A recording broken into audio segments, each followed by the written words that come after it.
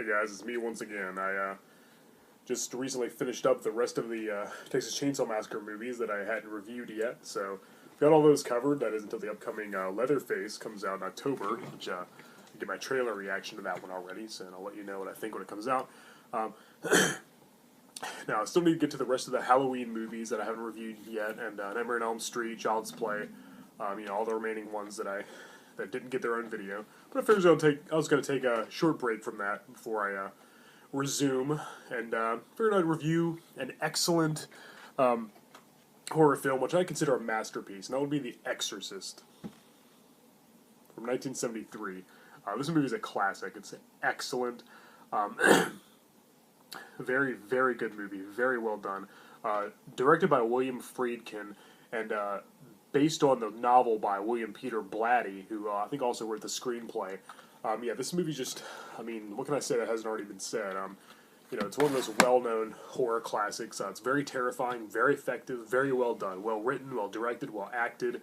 The tagline says the scariest movie of all time.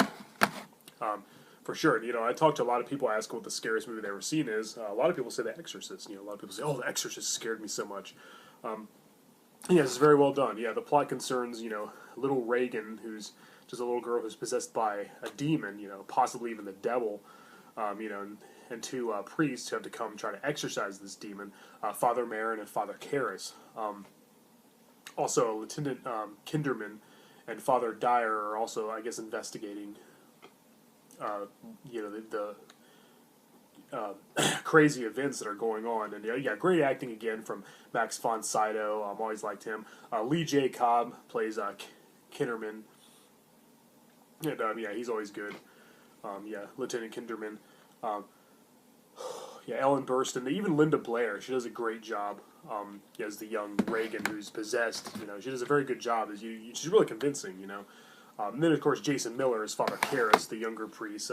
Everybody's does good. Great acting all around. Very believable. And again, I have to praise Linda Blair as Reagan once again, because she's playing an evil little girl. She gets worse and worse throughout the movie. She does all these evil things. She says all these evil, vile, disgusting, repulsive things.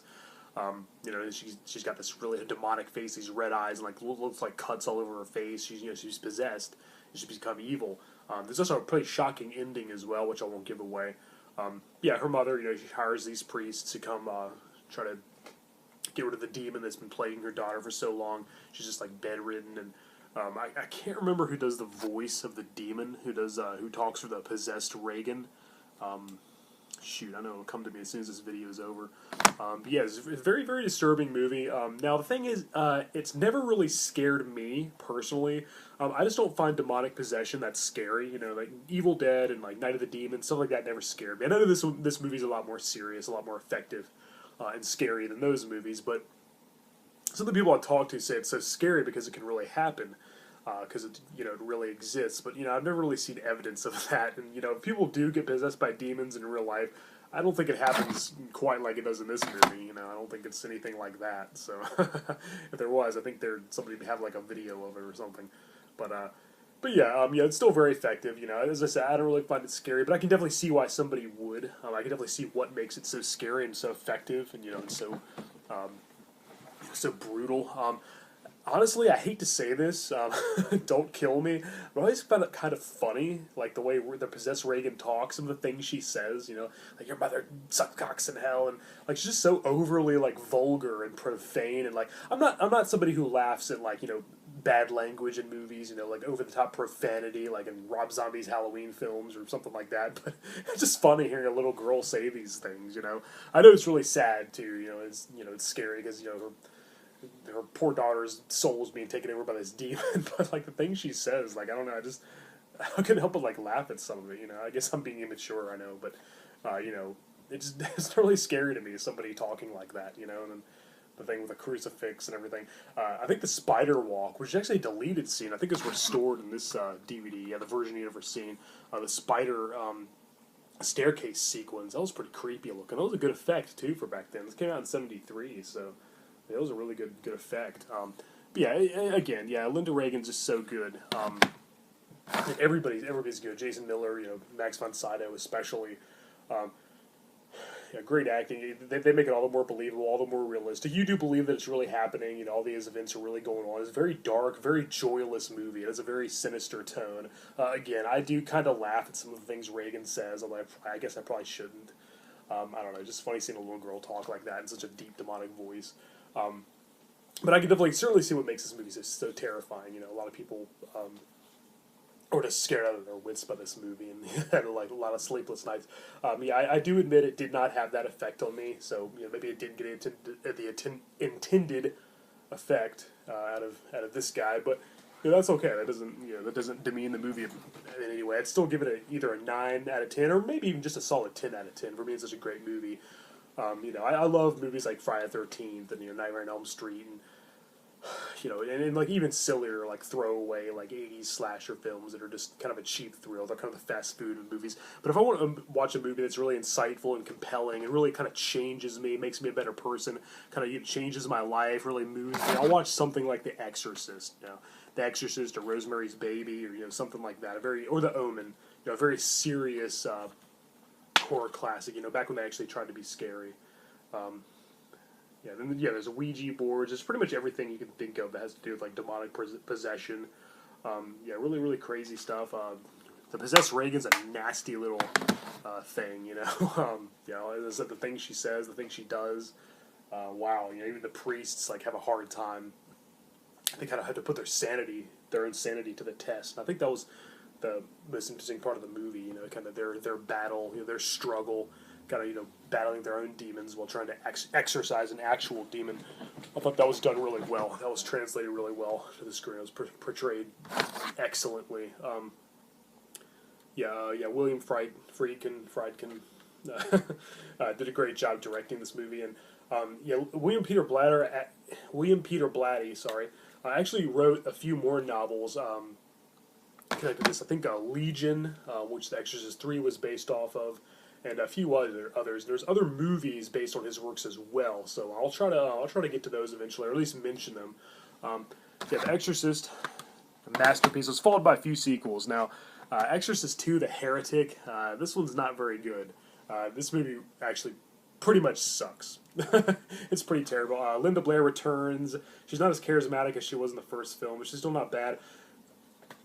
I have a hard time sitting through this movie. In fact, it's put me to sleep before. It's really weird. It's nothing like the first movie. The first movie was like dark and evil and gritty and demonic. This one's like more like a weird, trippy, like acid trip, like a hallucination that you might see when you're like on drugs or something. If there's like it turns out the thing that possessed her was like a demonic grasshopper, like a thing named Pazuzu, or I don't even know because I have a hard time paying attention to this movie, so I don't even know how to describe it.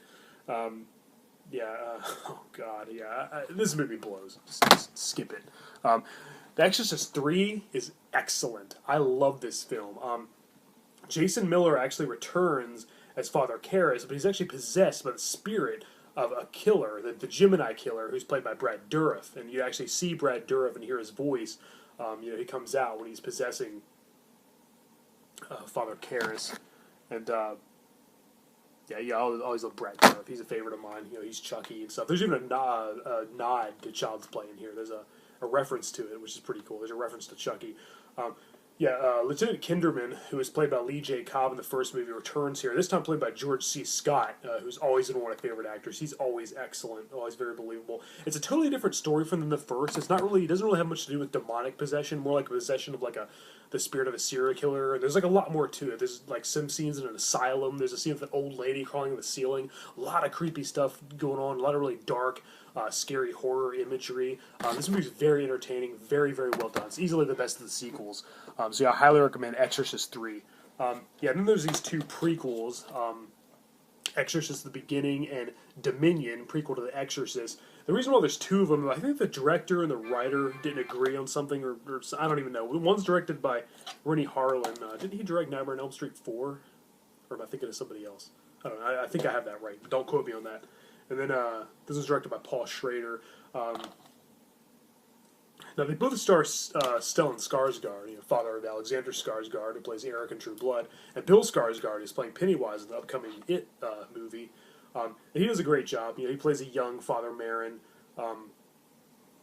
And but you know, I haven't seen either of these movies since they came out back in like 2004 and 2005 respectively. So I don't remember much about them to really give them a good review. But they make for they both make for a good prequel. I don't know which one's better. I have to watch them again.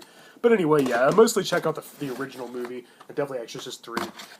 And I guess in my next video I'll talk about Exorcist 2, The Heretic. I guess this deserves its own review. Well, it doesn't really deserve it. It's not even really worthy of its own video. But I'll talk about it just because, you know, I'm trying not to leave any sequels out this time like I did before with the big 5 of the horror genre, in my opinion. Alright guys, well, yeah, definitely check out the original The Exorcist from 1973. You will not be disappointed. It's a very, very good movie. Alright guys, I'm Hellhound. Until next time.